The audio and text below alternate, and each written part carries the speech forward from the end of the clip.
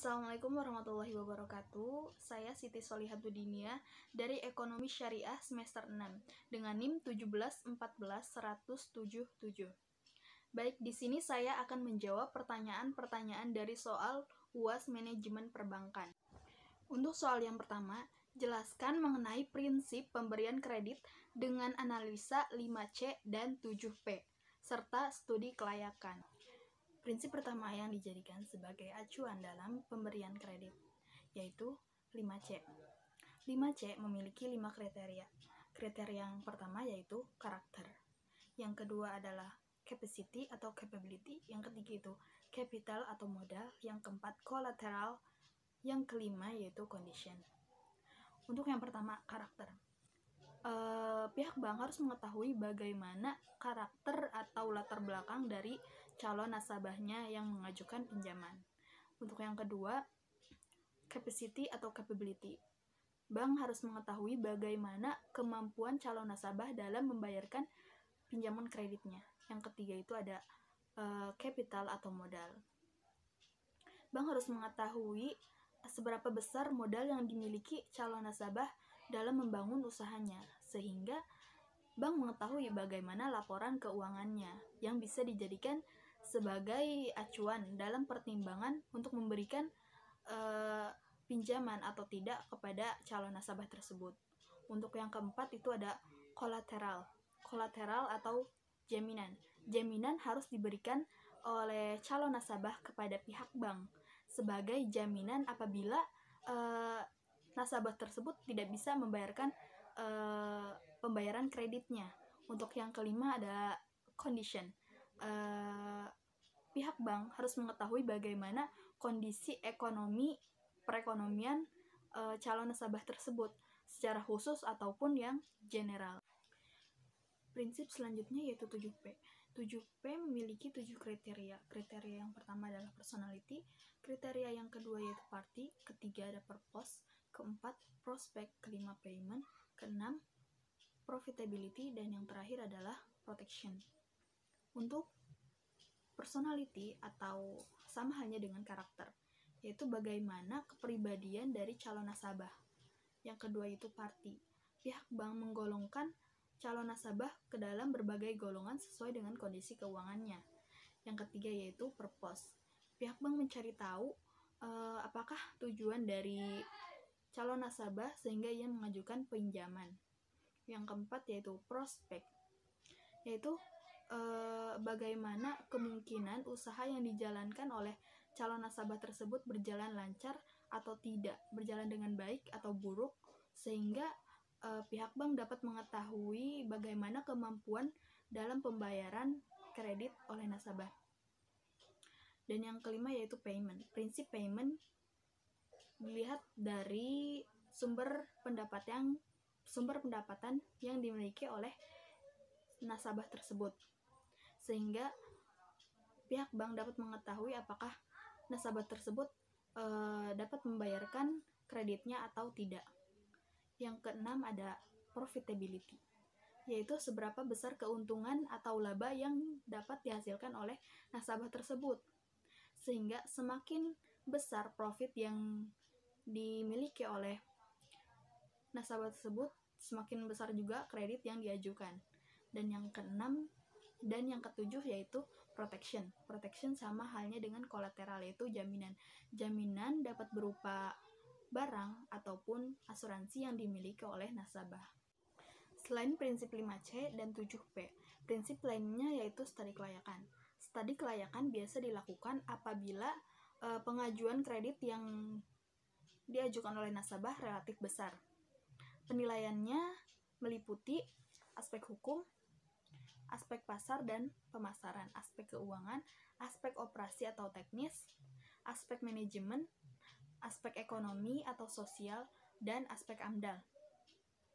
Aspek hukum bertujuan untuk mengetahui keaslian dan keabsahan dokumen-dokumen yang diberikan oleh pemohon kredit kepada pihak bank. Aspek pasar dan pemasaran untuk mengetahui apakah kredit yang dibiayai akan laku di pasar dan bagaimana strategi pemasaran yang dilakukan oleh nasabah. Yang ketiga ada aspek keuangan. Untuk menilai keuangan perusahaan yang dilihat dari laporan keuangan yaitu berupa neraca dan laba rugi. Selanjutnya aspek teknis atau operasi. Dalam aspek ini yang dilihat adalah masalah lokasi usaha, kemudian kelengkapan sarana dan prasarana, termasuk layout gedung dan ruangan. Aspek selanjutnya yaitu aspek manajemen, untuk menilai pengalaman peminjam dalam mengelola usahanya, termasuk sumber daya manusia yang dimilikinya. Selanjutnya yaitu ada aspek sosial atau ekonomi, untuk menilai dampak usaha yang diberikan terutama bagi masyarakat luas, baik ekonomi maupun sosial. Yang terakhir itu aspek AMDAL. Aspek ini sangat penting dalam rangka apakah usaha yang dibuatnya sudah termasuk ke dalam kriteria analisis dampak lingkungan atau tidak, berdampak pada lingkungan atau tidak. Soal yang kedua, Kalisa ingin menerbitkan deposito berjangka waktu 3 bulan pada Bank YZ dengan nominal Rp 300 juta rupiah. Pembayaran bunga langsung masuk ke dalam rekening yang berada di bank tersebut. Bunga yang diberikan oleh pihak bank sebesar 10% per tahunnya dan dikenakan pajak sebesar 15%. Pertanyaannya, berapakah jumlah bunga yang dibayar bank setiap bulannya? Dan hitung jumlah bunga yang diterima oleh Kalisa selama jangka waktu 3 bulan. Diketahui nominalnya sebesar 300 juta rupiah, waktunya selama 3 bulan, bunga yang diberikan oleh pihak bank sebesar 10% per tahun serta pajak 15%. Untuk pertanyaan yang pertama, bunga yang diberikan oleh pihak bank setiap bulannya. Jawabannya, bunga 10% dikalikan dengan 300 juta rupiah dikalikan dengan 1 bulan atau per bulannya dibagi dengan 12 bulan atau 1 tahun sama dengan 2.500.000 rupiah. Serta dikenai pajak 15%. 2.500.000 dikalikan dengan 15% hasilnya 375.000. Bunga dikurangi dengan pajak selama sebulan sama dengan 2.125.000 rupiah, yaitu bunga yang diberikan pihak bank setiap bulannya sebesar 2.125.000 rupiah. Untuk yang kedua, bunga yang diterima Kalisa selama 3 bulan. Bunga sebesar 10% dikalikan dengan 300 juta dikalikan dengan 3 bulan dibagi 12 bulan atau sama dengan 1 tahun sama dengan 7.500.000 rupiah. Pajak yang dikenai 15% dikalikan dengan 7.500.000 rupiah hasilnya sama dengan 1.125.000 rupiah. Bunga yang diberikan selama 3 bulan dikurangi dengan pajak 3 bulan juga hasilnya 6.375.000 rupiah. Itu uang yang diterima Kalisa, uang atau bunga yang diterima Kalisa selama 3 bulan sebesar 6.375.000 rupiah. Pertanyaan yang ketiga yaitu jelaskan tujuan umum dari manajemen pemasaran bank serta jelaskan mengenai konsep-konsep pemasaran tersebut. Secara umum, ada 6 tujuan manajemen pemasaran. Yang pertama, membangun permintaan. Untuk membangun permintaan, dapat dilakukan berbagai upaya pemasaran untuk menimbulkan ketertarikan dan rasa penasaran konsumen terhadap suatu barang. Yang kedua, membangun kepuasan konsumen. Untuk membangun kepuasan konsumen, cara yang dilakukan yaitu memahami kebutuhan atau keinginan konsumen, serta mengetahui bagaimana produk dapat memenuhi kebutuhan atau keinginan konsumen tersebut. Yang selanjutnya yaitu mendapatkan market share. Semua perusahaan mengharapkan terjadinya peningkatan dan perluasan market share atau penjualan, walaupun terkadang hanya memiliki target untuk mempertahankan market share yang sudah diperoleh. Yang selanjutnya, yang keempat yaitu mendapatkan keuntungan. Target akhir semua perusahaan adalah mendapatkan keuntungan. Akan tetapi, setiap perusahaan menetapkan nominal keuntungan yang berbeda sebagai ukuran keberhasilannya.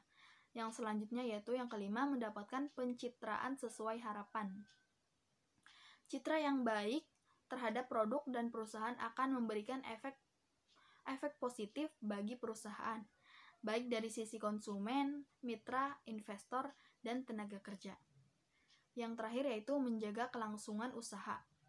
Pemasaran adalah ujung tombak perusahaan untuk mencapai target penjualan, kepuasan, dan target keuntungan. Selanjutnya yaitu ada 3 elemen penting yang termasuk konsep manajemen pemasaran. Yang pertama yaitu orientasi pada konsumen atau market oriented.